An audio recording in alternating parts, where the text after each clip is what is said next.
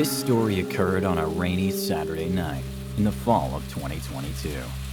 It was around 2 in the morning. I don't remember precisely what time, but it was very late, and I had been to a friend's house not too far from my house.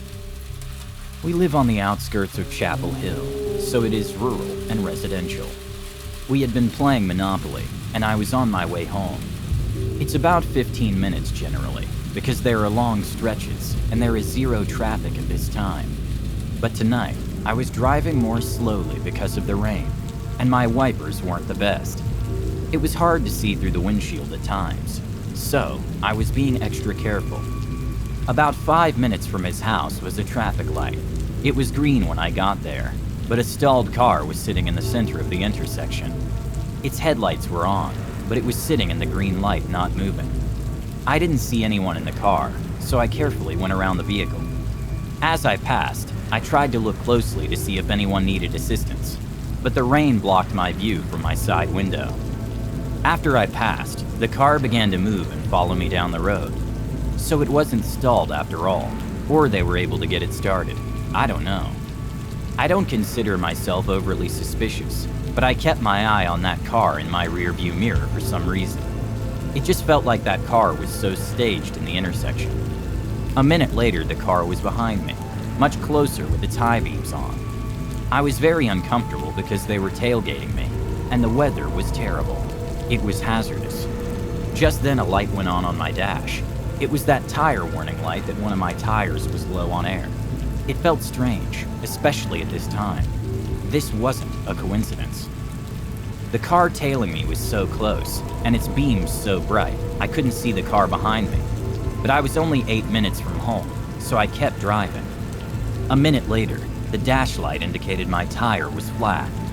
My heart was pounding, and I presumed the car behind me had done something to my car. It was almost a certainty I felt. I was driving on the rims in no time, and the car was pulling to the right. I had to pull over. The mystery car behind me pulled over too. I should have dialed 911, but was so focused on the car behind me that I couldn't think clearly. But even if I could have called the police, it wouldn't have prevented what took place. I couldn't see behind me between the rain and the high beams, but 3 men got out of that car and surrounded me. One man was at my passenger side, a second at my door, and the third at the back door. I was totally powerless and unarmed. The man at my door shouted for me to open my door, or he would break the window. It happened so fast I was disoriented. I moved to open the door, but before I could, the man smashed a pipe into the window and it shattered. He seized the door handle inside the car and yanked open the door. All 3 men were angrily shouting at me to get out. My hands raised above my head showed compliance and that I wasn't a risk to them. I had no weapon. One of them grabbed my shirt, pulled me out of my car, and threw my face down in a puddle. The weird thing is, at that moment, all I could think about was how cold the rain was. They robbed, beat, and left me on the icy wet pavement. I was numb, and my head spun from being pounded by their fists. I think all 3 took a turn on me. I rolled onto my side and tried to stand, but it took me a minute to climb into my car. They had stolen my cell phone, so I couldn't call the police. I drove home on the destroyed rim and called the police. The police investigated and came up empty-handed. The best the police could determine was that the robbers had used a spike strip at the intersection to disable my car. It was an ambush plan for whoever was driving that way that night.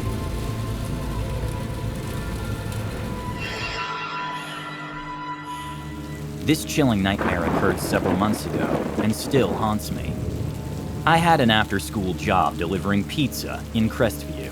It's a small panhandle city in Florida, not far from the Gulf.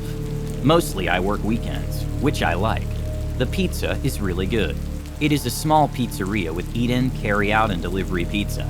It's pretty popular, not just because it's the only pizza in town, but because it's friendly and good. On the weekends, I make great money. During the week, it's okay.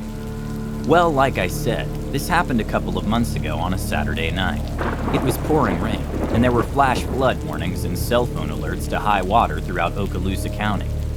On nights like this, the orders for pizza are huge, so I was super busy. My shoes were soaking wet, but my poncho kept the rest of me pretty dry. Running up to the doors, I had just picked up an order at the pizzeria and was heading out on another delivery. My mood was high, as I got great tips and made way more money than on a typical Saturday night. This order was going to an address I recognized. I had delivered there many times before. When I was 3 or 4 minutes away, I turned down a familiar back road with cornfields on one side and a few shabby homes on the other. A stalled car was about halfway down the cornfield side of the road. Its hood was up, and a man was bent over the engine. It was difficult to describe him, as the rain was making the visibility on my windshield impossible.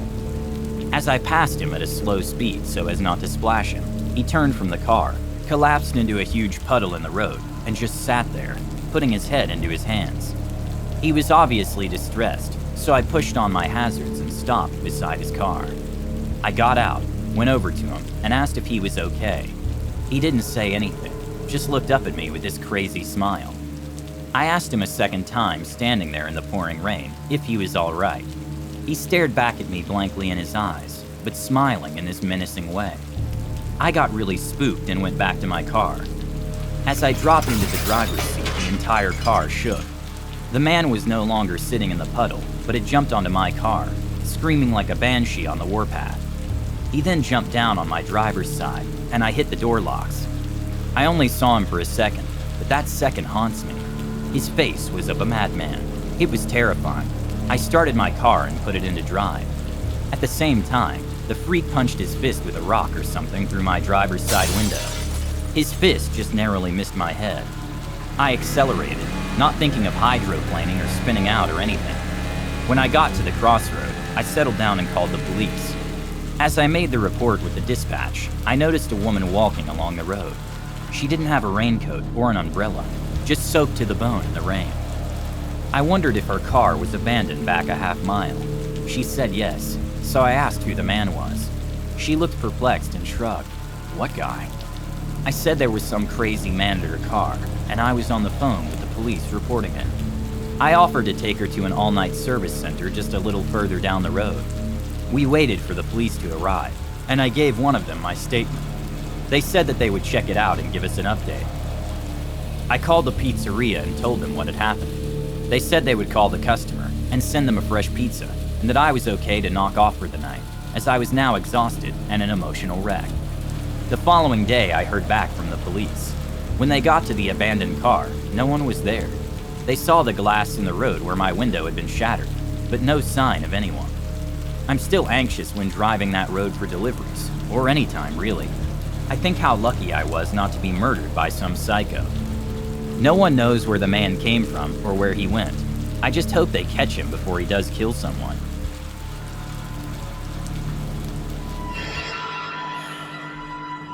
I grew up in Ohio and lived in a small town with my mom, dad, and brother.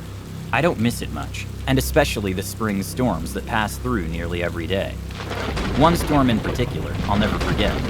It was a Saturday night, and the thunder was so loud it shook our house. We were playing games in the den when the power went out after a massive crack of thunder. The room light flickered, then the room went dark. We all gathered in the kitchen, and Mom lit the candles for us to sit at the breakfast table. A popping sound came from outside, and Dad said maybe a transformer had blown on the power line outside. Dad grabbed his raincoat and a flashlight and asked if I wanted to go with him to check the house out and ensure there was no storm damage. It was pouring rain, but I said sure. I had a flashlight in my hand, and the rain was whipping us as we rounded the backside of the house. I wanted to go back inside, but then we heard a sound coming from the woods behind our house. It was strangely loud, like two logs cracking together. I pointed my flashlight in the direction of the woods, and in just a split second, in the flash of a lightning strike, I saw what I thought was a human arm reaching out from behind a tree. But when I pointed my flashlight there, the arm disappeared. I called my dad. I had to really yell to be heard in the pounding rain. We put our heads together, and I told him what I had seen. He didn't take me very seriously, but he did go into the yard toward the woods to investigate.